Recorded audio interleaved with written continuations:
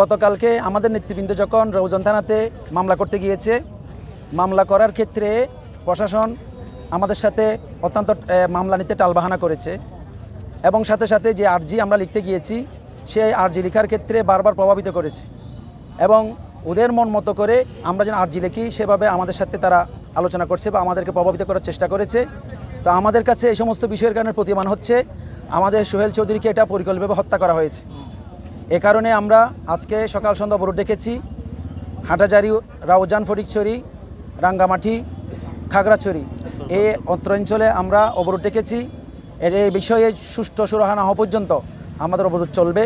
আমরা প্রশাসনকে জানিয়েছি, প্রশাসন আমাদের কথা হচ্ছে এই বিষয়ে আমাদের সিনিয়র নেতৃবৃন্দরা আছে, হাটাজারি মাদ্রাসা আছে, একটা বসে যদি তারা একটা সুষ্ঠু একটা সুরাহা করে আমরা আমাদের অবরোধ প্রত্যাহার করব।